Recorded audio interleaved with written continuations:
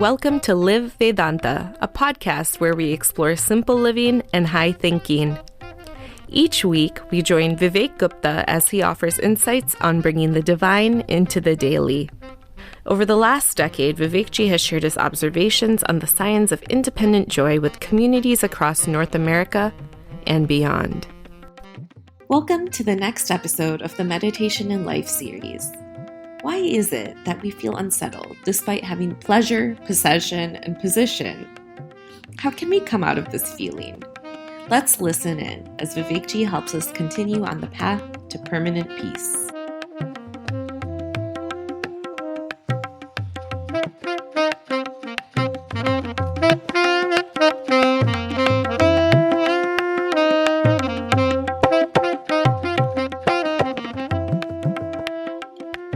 Hariom and greetings from Niagara Falls. When you're not well, you take medicine. And you want to know if the medicine is working, whether you should take more or less or a different medicine. In our Vedanta and Bhagavatam class, we've been studying Bhagavatam for more than a year. And I asked everyone, how do you know that you're working with the Course? How do you know the Course is working on you? This Course is focused on bhakti. And the observation I shared, if you have a greater love for Bhagavan, then this Course is working on you. Or, if you have a greater love for bhagya, bhagya means virtues, then this Course is working on you. In our Course, which is focused on jnana, we've been exploring meditation for a year and a half. How do you know that you're working with this Course? How do you know that this Course is working on you? What would be the test, the gauge?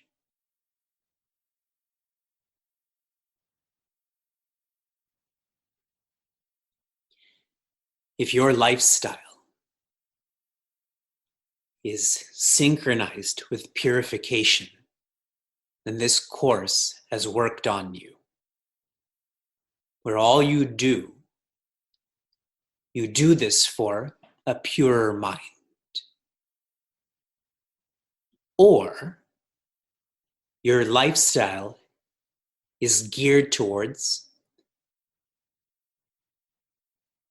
being introspective, being an introvert or introversion. You enjoy being quieter more. You feel more quiet.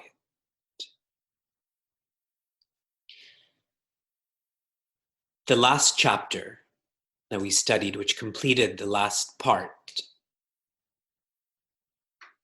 we were exploring how to use that which is gross to help us internalize that which is subtle. Our antakarana shuddhi pariksha, a chart that shows us where we give in to vices or we grow virtues. It is gross, it is external. This is to help us be more vigilant, to not be forgetful. That is the last direct message or teaching on contemplation. The remaining part, the remaining chapters are a closing ceremony. We're on part 4, chapter 27, Progress Halting Ruts.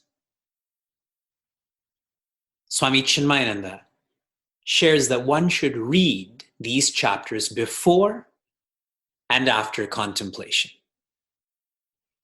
And he's very large-hearted in inferring that we are practicing contemplation, yes?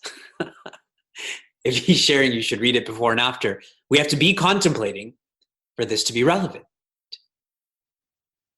And why before and after?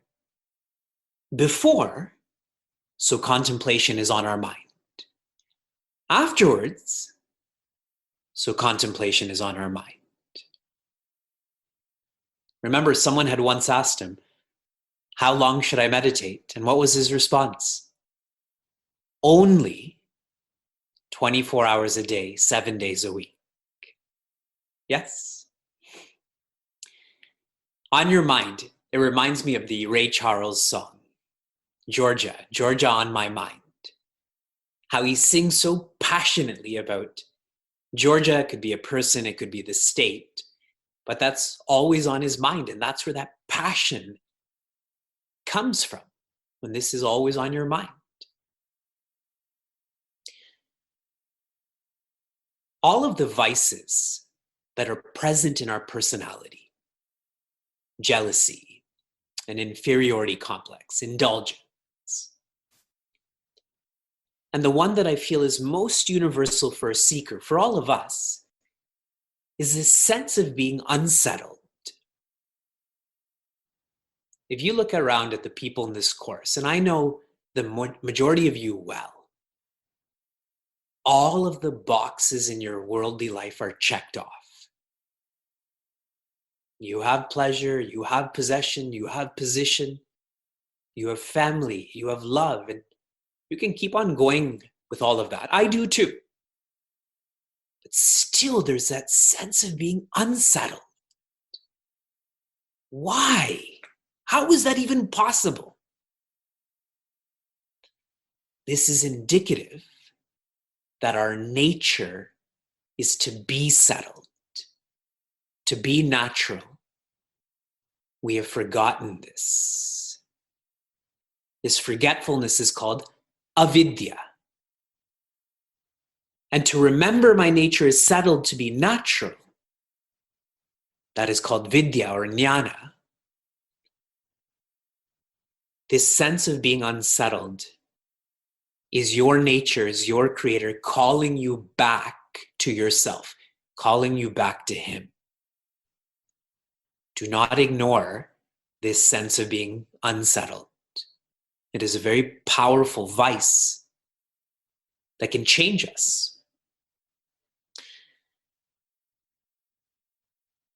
The vices that are inherent in our forgetfulness, they manifest as thoughts. Thoughts of anger, thoughts of insecurity, thoughts of comparison, thoughts of greed. These thoughts are not independent. They depend on awareness. If there was no awareness, there would be no thoughts. Do you agree? Technically, this is called, our thoughts are not self-illumined. The sun is self-illumined. Is the moon self-illumined? The moon is not self-illumined. It uses the sun's light.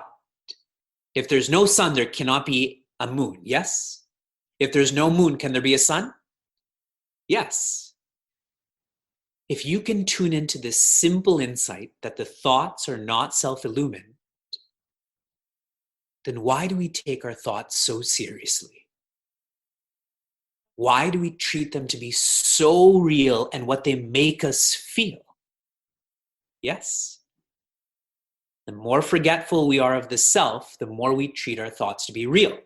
The more we remember the self, we know the thoughts are not self-illumined, so they're like garbage. Once a week, you get rid of all of your garbage because it doesn't belong in your home or apartment, right? That is a elevated sadhana. How do we work our way up to that? Our thoughts flow in channels. These are called vasanas. We have a propensity to think in a certain way, to react in a certain way. How do you change that? Like if you've ever built a pit at a beach and the water is coming in and how do you make the water from a certain hole go out? You cut another channel. Now you've created 2 pits with water collecting in both. Something like that. But you get what I'm talking about. When you're a kid, you don't verbalize it like that. But you understand that the water is accumulating here, so you cut it over here, so water goes there. Cut new channels of thinking. And this can only be done slowly. What is the last message of every chapter in this last part? Hasten slowly. This message, hasten slowly, shows that evolving one's muscles and evolving one's mind are totally different.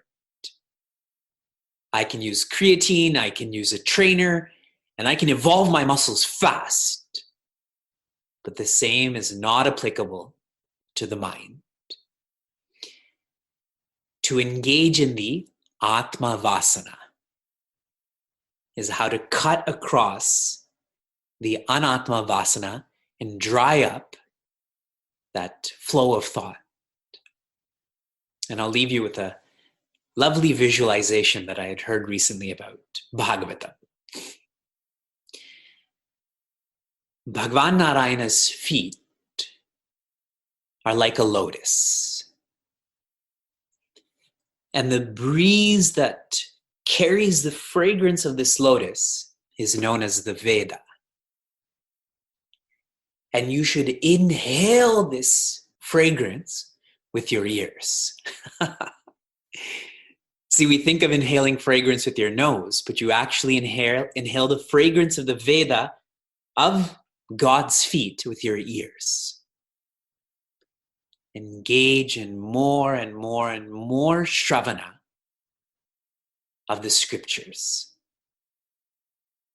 That is how the Atma Vasana, you will feel it. You will be overwhelmed in joy at how amazing the Creator is and how precarious our situation is right now. That we've tried everything and here we are, still stuck.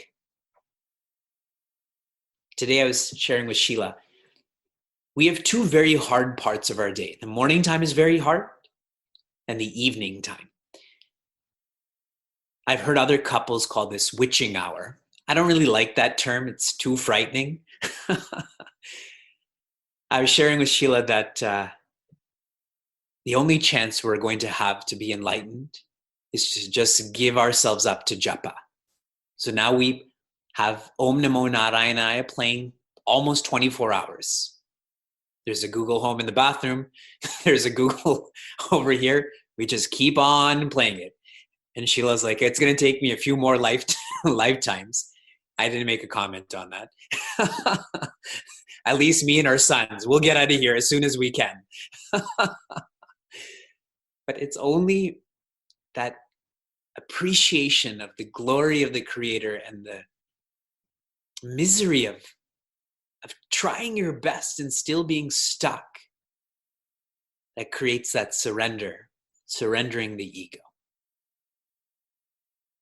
The Atma Vasana.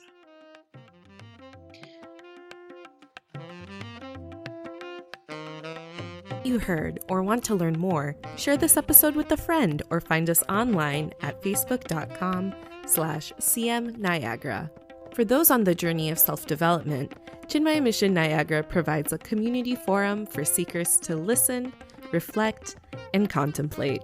This podcast is produced by the Young Adults of Chinmaya Mission, an international nonprofit working to transform individuals through the knowledge of Vedanta. Until next time, inspire, love, be.